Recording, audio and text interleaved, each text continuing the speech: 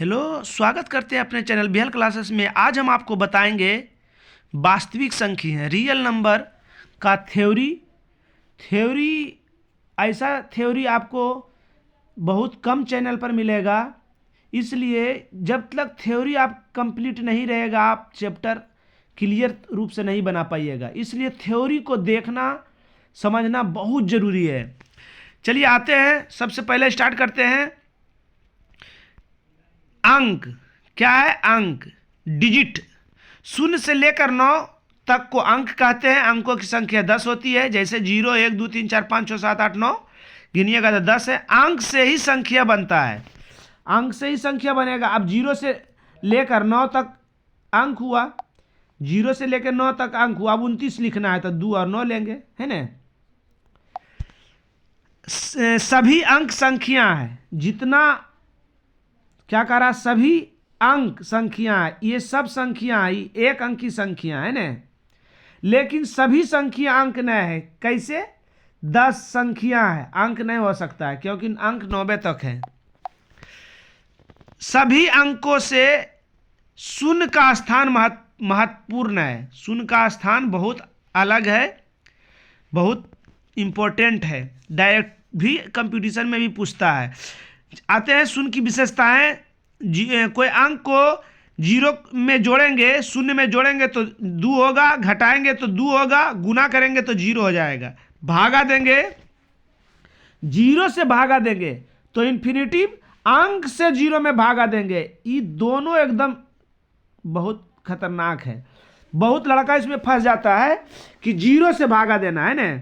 ऐसे मैथ का बेसिक में हम सबको क्लियर किए हैं, है ना। 0 से भागा देंगे तो अनंत इन्फिनिटिव, और अंक से 0 में भागा देंगे तो 0 अनंत, और 0 को जोड़ेंगे तो अनंत आएगा, अनंत, और 0 को घटाएंगे अनंत आएगा, अनंत, और 0 को गुना करेंगे अनंत आएगा, अनंत। और कोई संख्या को 0, कोई भी संख्या अंक को जोड़ेंगे तो अनंत होगा, घटाएंगे भी तो अनंत होगा।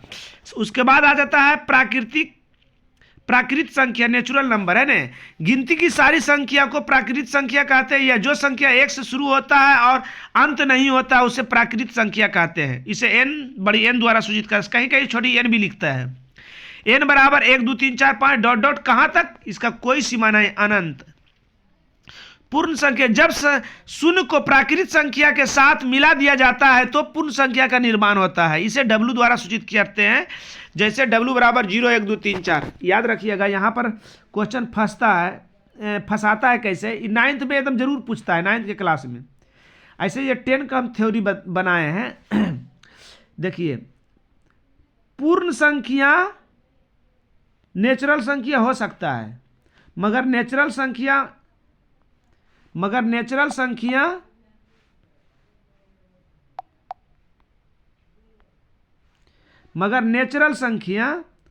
पूर्ण संख्या नहीं हो सकता है, क्योंकि नेचुरल संख्या जो है 1 से स्टार्ट होता है और पूर्ण संख्या 0 से स्टार्ट होता है। तो ई इसमें नहीं है, सब नहीं है, मगर ई इसमें है। चलिए आते हैं पूर्णांक संख्या। धनात्मक संख्या, ऋणात्मक संख्या और शून्य को मिलाने से पूर्णांक संख्या का निर्माण होता है। इसे आई या जेड द्वारा सूचित करते हैं। इसका जैसे देख लीजिए, आई या जेड बराबर -3 -2 -1 0 1 2 3 4 5 डॉट डॉट। परिमेय संख्या, जो संख्या p बटा q के रूप में है उसे परिमेय संख्या कहते हैं, जहां q का मान 0 के बराबर नहीं होना चाहिए और p और q पूर्णांक संख्या होना चाहिए। p और q क्या होना चाहिए? पूर्णांक संख्या। ये जो उदाहरण है ना, पूर्णांक संख्या का उदाहरण होना चाहिए। इसे p द्वारा सूचित करते हैं, जैसे p बराबर -4 -3 7 -7 बटा 2 0 1 2 बटा 3। एक चीज और रखिएगा, इसका नोट लिख लीजिएगा। परिमेय संख्या का नोट लिखिएगा, जिसका वर्गमूल पूरा पूरा निकले उसको परिमेय संख्या कहते हैं। जैसे √4 √1 √9 √16, क्या है? ये सब परिमेय संख्या है। आप परिमेय संख्या जिस संख्या का पूरा पूरा वर्गमूल नहीं निकलता है या दशमलव में निकलता है उसे आप परिमेय संख्या कहते हैं। इसे q द्वारा सूचित करते हैं, जैसे √2 का वर्गमूल नहीं निकलेगा, √3 5 7 11। वास्तविक संख्या, परिमेय संख्या और अपरिमेय संख्या दोनों का से जो मिलकर बनता है उसको वास्तविक संख्या का निर्माण होता है ना, इसे आर द्वारा सूचित करते हैं। जैसे भी देख रहे होंगे, यहां जरा सा ध्यान दीजिएगा, है ना, ये सब क्या है, नहीं ये सब नहीं, ये हो गया परिमेय, अपरिमेय, परिमेय परिमेय परिमेय परिमेय परिमेय परिमेय अपरिमेय अपरिमेय, है ना। यहाँ पर जैसे समझिए कि नेचुरल संख्या से पूर्ण संख्या बनता है, पूर्ण संख्या से पूर्णांक बनता है, पूर्णांक तक आ गया ना, और पूर्णांक संख्या से परिमेय बनता है और अपरिमेय बनता है। आप दोनों को मिला देते हैं तो क्या बन जाता है, वास्तविक संख्या, रियल नंबर। समझ गए? चलिए आगे आइए।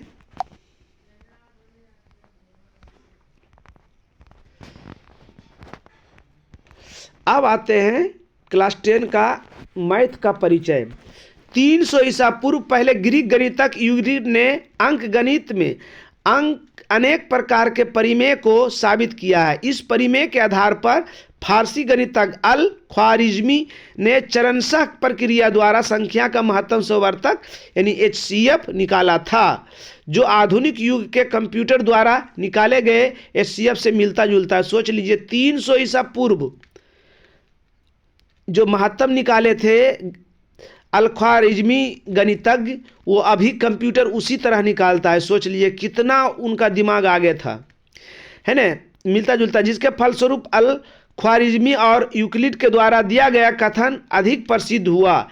चरणशः प्रक्रिया द्वारा HCF यानी महत्तम संवर्तक निकालने के कारण अल ख्वारिज्मी को एल्गोरिथम कहा जाता है। अल ख्वारिज्मी को एल्गोरिथम कहा जाता है।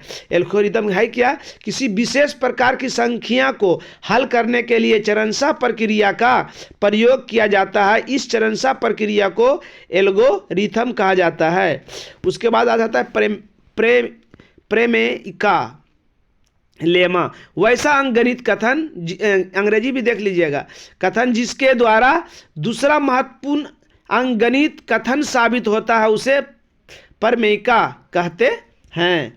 प्रमेय नंबर 1, यूक्लिड विभाजन एल्गोरिदम या अंकगणित का मौलिक प्रमेय। साधारण प्रतिज्ञा, मतलब ये प्रश्न है, यदि a और b दो धन पूर्णांक हो जहां a बड़ा रहे b से, a ग्रेटर देन b से, जब b से a में भाग दिया जाता है तो शेषफल 0 से बड़ा, जब भाग देंगे तो शेषफल क्या होगा, 0 से बड़ा या 0 के बराबर, लेकिन भाजक से, जिससे भाग देते हैं उससे छोटा होता है।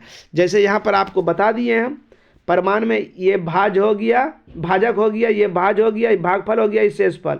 शेषफल का मान जो होगा 0 से बड़ा होगा या बराबर, मगर शेषफल से बड़ा b किसको कहते हैं, भाजक को। चलिए आगे आ जाइए। परिमेय नंबर 2, यूक्लिड विभाजन प्रमेय का है ना, साधारण प्रक्रिया, यदि a और b दो धन पूर्णांक हो, a ग्रेटर देन b, यदि b से a में भाग दिया जाता है तो भाजक, भागफल तथा शेषफल में संबंध प्राप्त होता है, जहां शेषफल हमेशा 0 से बड़ा या बराबर तथा भाजक से छोटा होता है ना। जैसे यह बता दिए हैं, b भाजक, a भाज, q भागफल, r शेषफल, भाज बराबर भाजक गुना भागफल प्लस शेषफल। ये हम बेसिक मैथ में बता दिए हैं। ये हमेशा याद रखिएगा, है ना, जहाँ 0 से बड़ा और बराबर शेषफल और शेषफल से बड़ा भाजक। परिमेय नंबर 3, यूक्लिड विभाजन एल्गोरिथम महत्तम संवर्तक के रूप में, यदि a और b दो धन पूर्णांक हो जहां a ग्रेटर देन b से, यदि b से a में भाग दिया जाता है तो शेषफल 0 प्राप्त होता है, तो भाजक, जब शेषफल 0 आएगा तो भाजक दोनों संख्याओं का महत्तम संवर्तक कहलाता है। महत्तम संवर्तक निकालने का नियम है ना, महत्तम संवर्तक निकालने का नियम सबसे पहला क्या कहता है, दो धन पूर्णांकों में से बड़ी धन पूर्णांक को ए और छोटी धन पूर्णांक को बी मानेंगे। बड़का को ए, छोटका को बी। दो में यूक्लिड विभाजन परिमेय का प्रयोग तब तक किया जाता है, मतलब ए बराबर बी क्यू प्लस आर का प्रयोग तब तक करेंगे जब तक कि शेषफल का मान 0 नहीं आ जाए। 3, जब शेषफल का मान 0 होता है तो उसका भाजक उन दोनों संख्याओं का महत्तम सवर्तक कहलाता है। ये याद रखिएगा कि जैसी शेषफल 0 आया है तो उसका बी माने घेरल का, उसका क्या हो जाता है, महत्तम सवर्तक। जैसे एगो बता दिए हैं, हिसाब तो उदाहरण बताने का नहीं है, थ्योरी में मगर दे दिए हैं, क्योंकि ये 3 अंक वाला आपको किताब में नहीं दिया हुआ है। ये तीनों में याद रखिएगा, जो सबसे छोटा है उसको बी और उससे जो जरी सा बड़ा है मंझला को ए मानेंगे। बी से ए में भाग दे दिए हैं, देख रहे हैं, है ना चरण। और जब भी बनाना महत्तम सवर्तक तो चरण प्रक्रिया द्वारा, क्योंकि बोले हैं वो, है ना। पहला चरण में भागा दिए 156 में, है ना, सबसे छोटा 156, उससे बड़ा 221, उससे बड़ा 365। तो पहले 156 और 221 को हल कर रहे हैं, भागा दिए, शेषफल 65 आया। यूक्लिड विभाजन प्रमेय का लिखेंगे, खाली लिखने का ढंग देख लीजिए। भाज बराबर भाजक गुने भागफल प्लस शेषफल, भाज जो बीच में रहता है जिससे भागा देते हैं, आंसर जो आता है शेषफल नीचे बचता है। आर का मान 0 आया, नहीं आया, महत्तम सवर्तक नहीं लिखेंगे। यही क्रिया तब तक करते रहेंगे जब तक कि शेषफल का मान 0 नहीं आया। चरण 2 में भी नहीं आया 0, चरण 3 में भी नहीं आया 0, चरण 4 में आ गया 0, है ना। जब चरण 4 में आ गया 0, जब जिस चरण में आया 0 उसका भाजक क्या कहलाता है, महत्तम। भाज हम पर टिक मार दिए हैं, उसका भाजक क्या कहलाता है, महत्तम। तो इसका 13 हो गया महत्तम, मतलब इन दोनों का महत्तम कितना आ गया, 13 आ गया, है ना। ऐसे बोर्ड पर हम सबसे पहले बताएंगे इसको, एगो दे दिए हैं समझने के लिए। अब ई इसका और जो बचा हुआ था 364, ये छोटा हो गया 364, बड़ा, तो ए अब बी मान लिए, फिर वही करेंगे चरण 5वां। ऐसे दुइये आपके किताब में बीटीसी में दुइये को दिया हुआ है, 2 संख्या, इसमें 3 संख्या दे के समझा दे रहे हैं आपको कि 3 संख्या अगर दे दे गलती से तो कैसे कीजिएगा। फिर चरण 5 में 13 से देंगे भागा तो शेषफल पहले में 0 आ गया। अब पहले में 0 आ गया तो उसका भाजक क्या हो जाएगा, भाजक यहाँ लिखा है ना, यहाँ भाजक लिखा हुआ है ना, उसी का महत्तम सवर्तक उसका 13 हो जाएगा, है ना। इसलिए ये तीनों संख्या का अतः 156, 221, 364 का महत्तम सवर्तक 13 हुआ। उसके बाद आता है अभाज्य गुणनखंड विधि द्वारा HCF और LCM महत्तम सवर्तक और लघुत्तम सवर्तक निकालना है। पहले परिभाषा समझ लीजिए HCF के, जब 2 या 2 से अधिक संख्याओं का अभाज्य गुणनखंड निकाला जाता है तो उभयनिष्ठ का मतलब जो दोनों में मौजूद रहे, गुणनखंड के साथ साथ कम घात वाले। अब दोनों संख्या में दो संख्या का उभयनिष्ठ गुणनखंड कीजिएगा और देखिएगा कि दोनों में कौन कौन सी उभयनिष्ठ हो रहा है, कौन कौन संख्या आ रहा, और उसमें जो सबसे कम रहे, मतलब कम घात वाला सबसे कम लिखा रहे। अब एगो में रहेगा 2 5 गो, एगो में रहेगा 2 3 गो, तो 3 गो वाला लेना है। कम घात वाले को लिखा जाता है, उससे प्राप्त गुणनफल को HCF कहते हैं।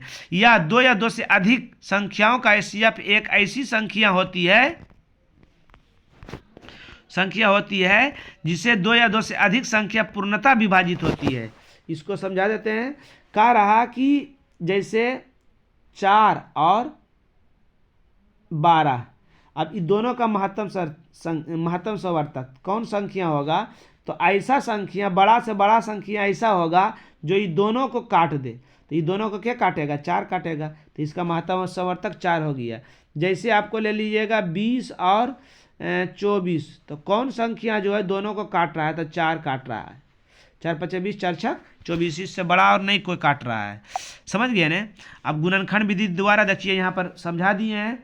यहाँ इसका महत्तम सवर्तक निकाला कैसे है, इसमें 2 गो, इसमें 2 गो, इसमें 2 नहीं है तो महत्तम सवर्तक 2 नहीं होगा। इसमें 5, इसमें 5, इसमें 7, अब 5 तीनों में है ना, 7 तीनों में नहीं है, 2 भी तीनों में नहीं है, मगर 5 जो है तीनों में है ना। इसमें सबसे कम पावर ये वाला है, तो यही उत्तर इसका हो जाएगा, है ना। ऐसे तीनों के उदाहरण है। चलिए लघुत्तम, जब दो या दो से अधिक संख्याओं का अभाज्य गुणनखंड निकाला जाता है तो उभयनिष्ठ गुणनखंड के साथ साथ बड़ा घात वाले, उसमें कम घात वाले, इसमें बड़ा घात वाले, और जो नहीं मिले, जो शेष बचे, उसको भी गुणनफल कर देना है ना, उस गुणनखंड को भी लिख देना, और गुणनफल करेंगे तो उसका एलसीएम निकल जाएगा। या दो से अधिक संख्याओं का एलसीएम एक ऐसी संख्या होती है जो दो या दो से अधिक संख्या से पूर्णतः विभाजित हो, है ना, वो कट जाए। जैसे इसका बता देते हैं, इसका उदाहरण जैसे 24 और 16 है, तो ये दोनों का लघुत्तम कौन होगा? कौन ऐसे संख्या यहाँ पर भरे जो ई भी काट दे इसको, ई भी काट दे इसको, नोट में बता देंगे हम। तो 24 दूनी 48, 16 48, 48 हो जाएगा इसका, है ना। ई भी काट रहा है और ई भी काट रहा है, समझ गए। अब गुणनखंड वाला देख लीजिए, देखिए दो तीनों में नहीं मिला, पहले तीनों में कौन मिला है? 5 तीनों में मिला है, 5 इसमें भी है, इसमें भी है, इसमें भी है। अभी तीनों में से सबसे बड़ा घात है 5 पर पावर 3, तो यही लिए हैं। उसके बाद अब जो नहीं मिला उसको भी, तो 2 भी नहीं मिला, 3 भी नहीं मिला, 7 भी नहीं मिली, सब लिख दिए, सबके गुणनफल कर देंगे, हो जाएगा उत्तर। चलिए आगे आइए, देखिए नोट है, ये नोट है, याद लिख लीजिएगा इसको। यदि संख्या को मापना हो, संख्या को मापना हो तो HCF, दूगो संख्या को मापना हो तो HCF, संख्या से नापना हो तो LCM। इसका उदाहरण समझिए, अगर कपड़ा को माप रहे हैं, यानी 14 मीटर और 17 मीटर का कोई 14 मीटर और 18 मीटर का कोई कपड़ा है, तो कौन ऐसा हम फित्ता ले जो उन दोनों कपड़वा को माप दे? तो माप रहा है ना, तो यहाँ निकाल लेंगे हम क्या? HCF। अब 15 लीटर और 20 लीटर और 25 लीटर दूध का ड्राम भरा हुआ है, कौन ऐसा ड्राम ले जो उन तीनों ड्रामा को नाप दे, है ना, LCM। बात समझ गए। तो यदि संख्या को मापना हो तो HCF, संख्या से नापना हो तो LCM। समझ गए हमारी बात। चलिए उसके बाद आ जाता है नियम, किसी संख्या के अभाज्य गुणनखंड में 2 और 5 दोनों रहता है तो उसका घात का इकाई पहला अंक शून्य होगा। 2 और 5 दोनों रहेगा तब, खाली 2 भी रहेगा तो नहीं होगा, खाली 5 भी रहेगा तो नहीं होगा, इसके अलावा कुछ भी रहेगा तो नहीं होगा, मगर 2 और 5 रहेगा तो उसके इकाई अंक शून्य होगा। क्वेश्चन पूछता है कि जांच करें कि 6 पर पावर n का अंतिम अंक शून्य है या नहीं है, जहां n सदस्य है प्राकृतिक संख्या का। तो n बराबर हो गया 6, n बराबर हो गया 6। अब 6 का गुणनखंड देखिए यहाँ कर दिया है, 3 दूतिया 6 पर पावर n। 2 के साथ क्या आना चाहिए शून्य के लिए? 5 है क्या? 3 है, तो शून्य आएगा? नहीं आएगा। 6 का अभाज्य गुणनखंड 2 है लेकिन 5 नहीं है, इसलिए 6 पर पावर n का अंतिम अंक शून्य नहीं होगा। समझ गए। चलिए आज का क्लास यही समाप्त हुआ। जय हिंद, जय भारत।